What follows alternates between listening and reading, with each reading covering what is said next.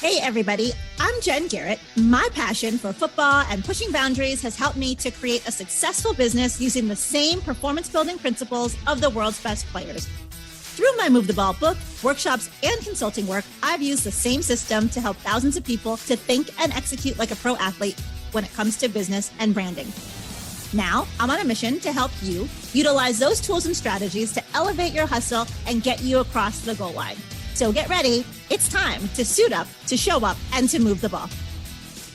Hey, everyone. It's great to be back with you for another episode of Move the Ball. If this is your first time listening, welcome.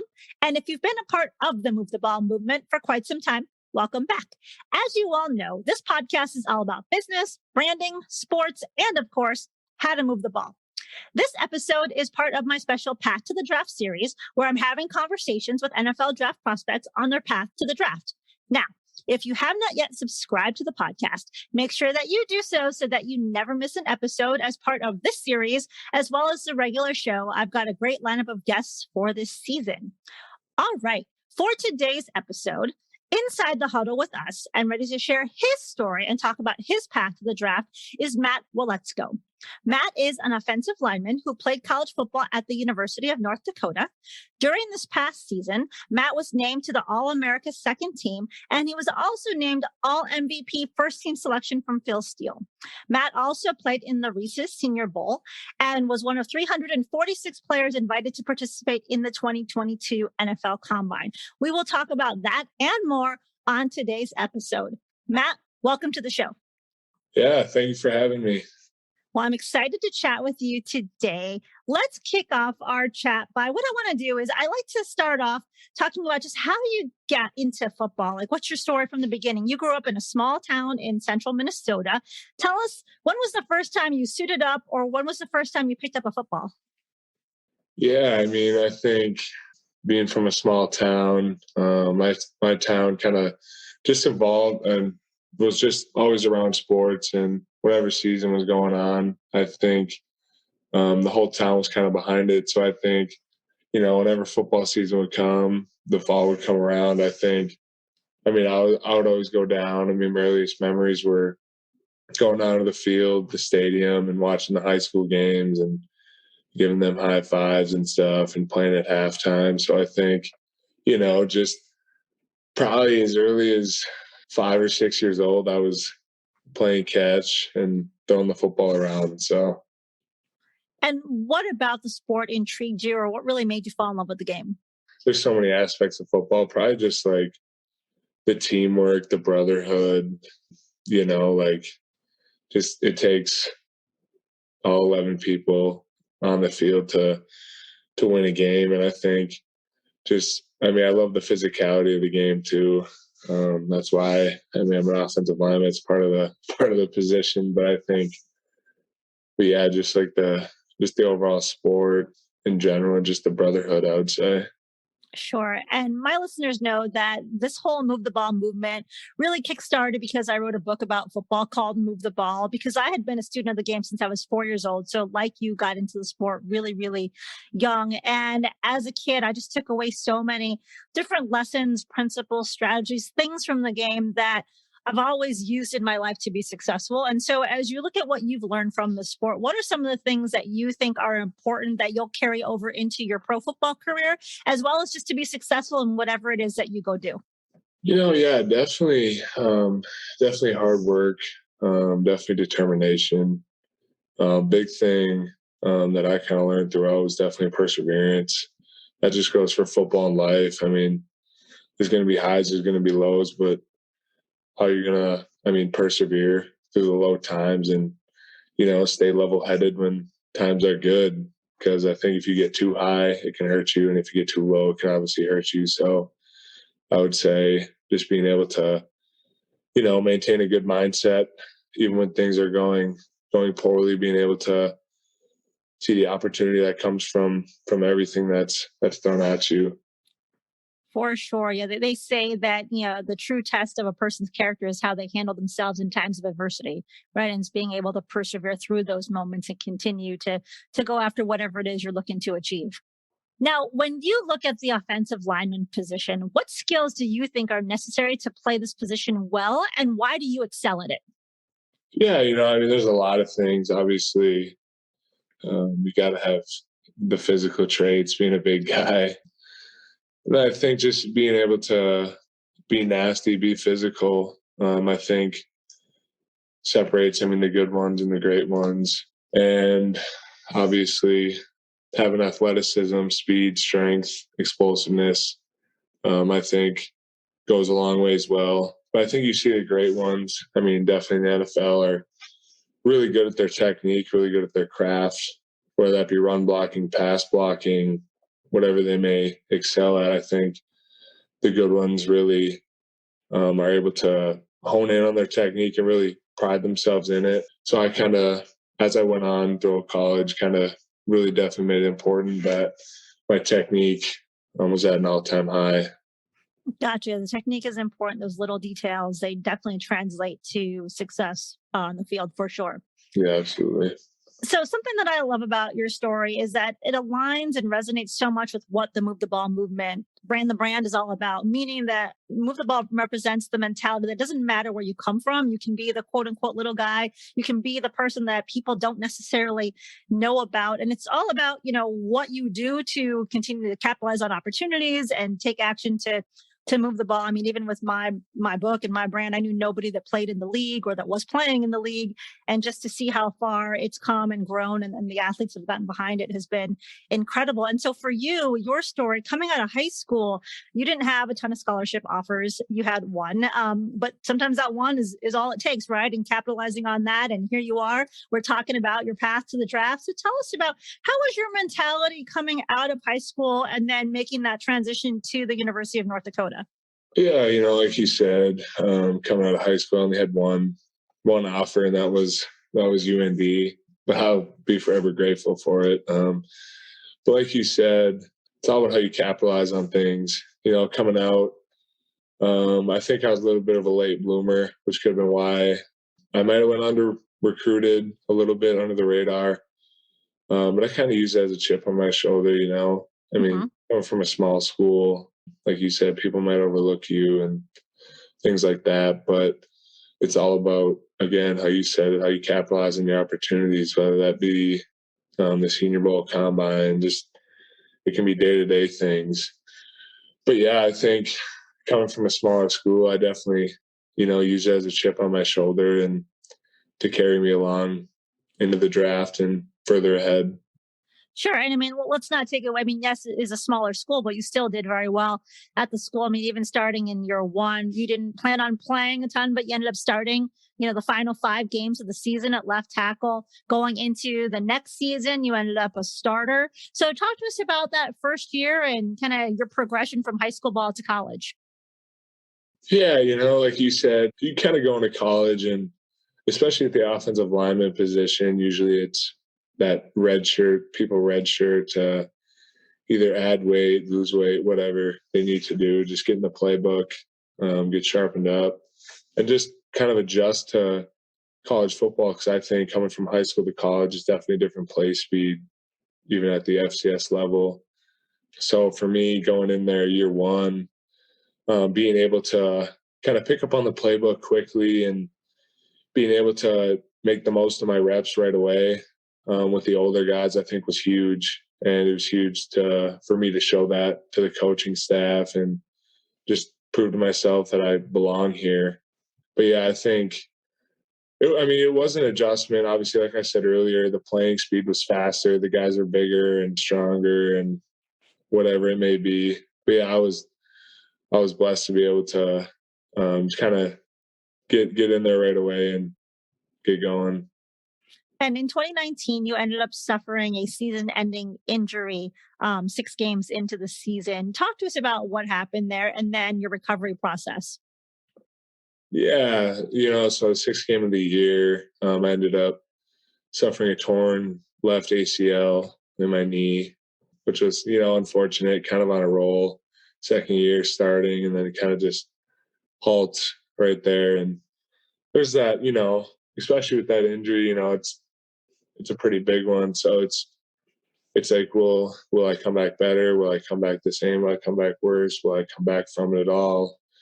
So I think for me, kind of what I take and kind of live by is just make the most of your opportunities. I mean, you can either look at something like this injury and feel bad for yourself, or you can use it as an opportunity to, grow in areas that you may not be very good at. And I think I used it to kind of grow in my leadership style, because obviously I couldn't play. So just being a bigger voice for the offensive line and the offense and really the whole team, I think was really big for me. So just taking steps like that, I think, I mean, even though the injury was not planned, obviously, I think I still got some good things out of it.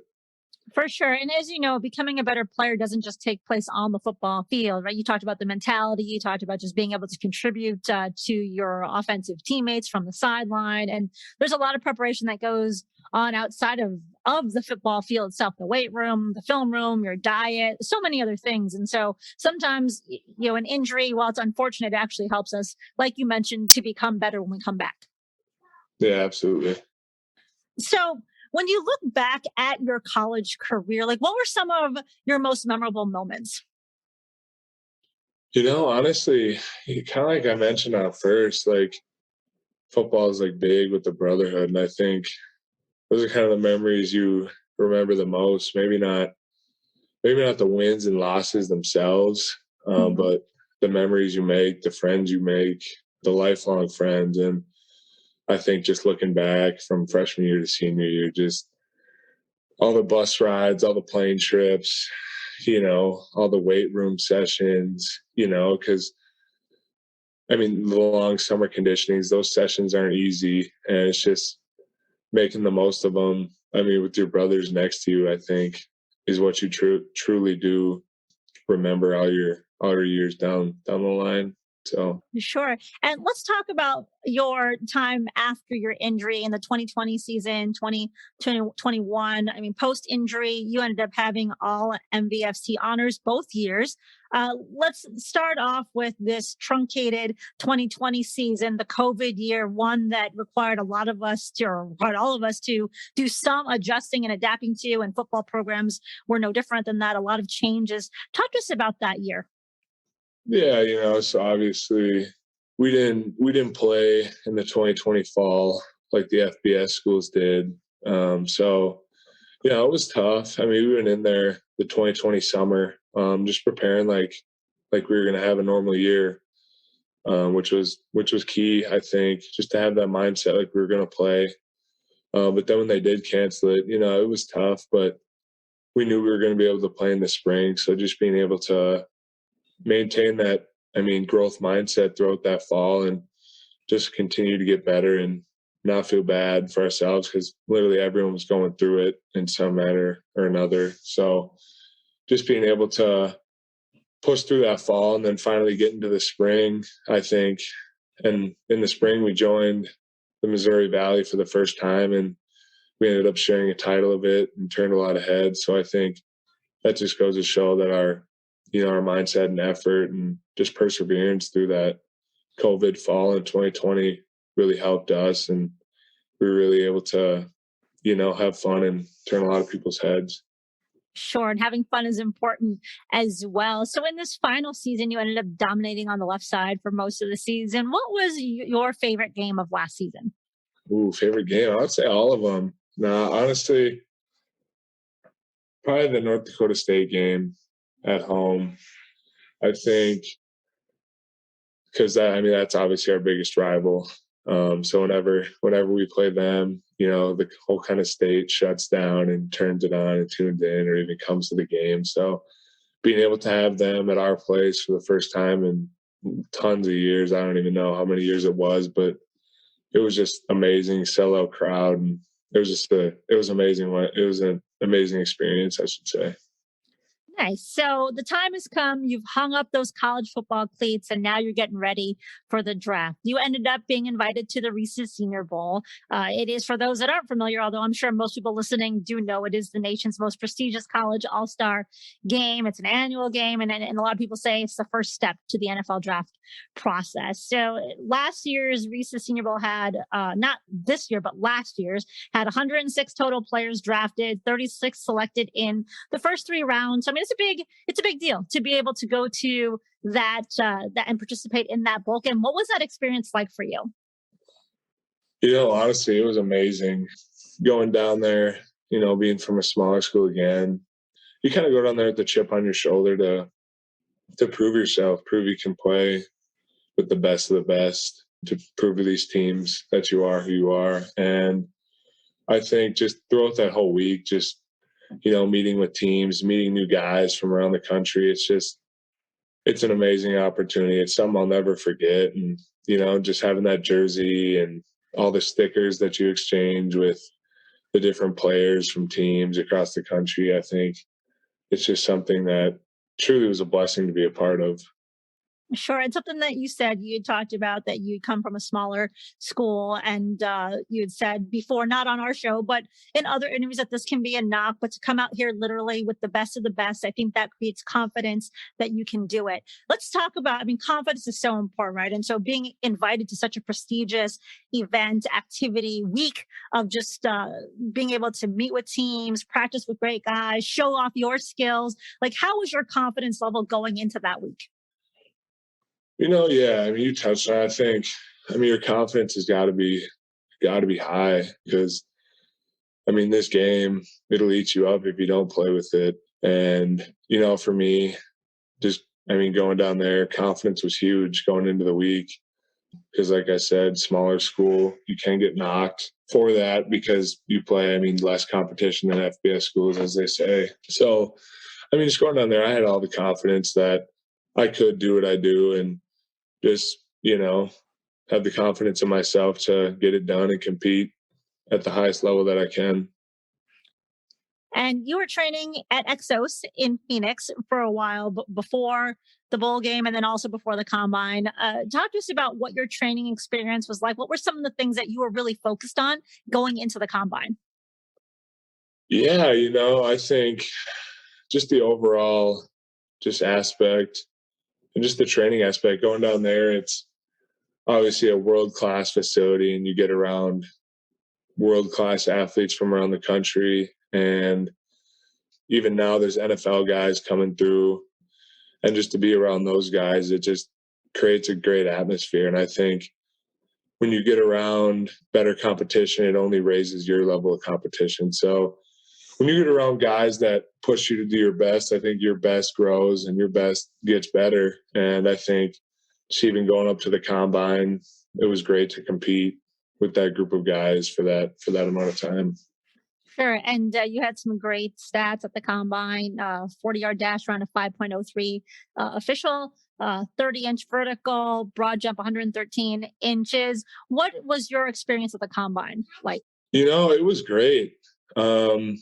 Honestly, those 4 days I was down there, it was amazing. And just, again, being able to talk to teams and showcase who you are, show them your story and kind of why you fit within their team was really great. And then again, like the Senior Bowl, just meeting all those guys, because there was over 300 different players there and like 59, 60 offensive linemen. So just being able to be a part of that group was such a pleasure and such a blessing. So, but yeah, it was definitely a really fun week. Good. I'm glad it was a great experience for you. So, Matt, if a team were to ask you, why should they pick you over someone else, what would you say? Oh, honestly, just that my hard work, determination, and my mindset. I won't be stopped. I'll compete with whoever I need to and just compete for a spot day one. Good answer. All right. So, what I want to do now, Matt, is I want to run you through my 2-minute drill and ask you some fun questions. Are you ready? I am ready. All right. First question. Outside of football, what do you like to do? I really love to fish and hike. Okay. What is one thing most people don't know about you? I have size 18 shoes. That is a big size shoe. Yeah. What 3 words would you use to describe yourself? Smart, tough, and respectful. And if you had one intro song played at all of your public appearances, what would that one song be? I love like intro songs for like teams. So I love Enter Sandman when teams play that. So probably that. Okay. What is the best piece of advice that you've been given by a coach? Honestly, to take nothing for granted. You don't know what play will be your last. So just go out there and give it all you got every single day, because you don't know what tomorrow will bring. Great piece of advice. And I'm going to flip it and ask, what is the best piece of advice that you would give someone? Yeah, probably live in the moment. I think that's such a big thing. I think people, even me, can look ahead into the future and can get excited, and it can kind of stall what you're doing right now in the moment. So I think just living in the moment and just kind of tying it to just doing what you can every single day, because nothing's ever granted. So. Oh, definitely. I think it's important that we all don't lose sight of living in the moment, because you're right. You never know what tomorrow can bring, or tomorrow's never guaranteed either. So my next question is, you are hosting a dinner party and you can invite 3 famous people, living or deceased. Who would you pick and why? I would pick Joe Thomas, Peyton Manning, and probably Michael Jordan, honestly, just because, those are what I think some of the greatest to ever do it at their positions. Joe Thomas, just to pick his brain, because he played the same position that I did or that I do. So just to pick his brain. Same with Peyton Manning.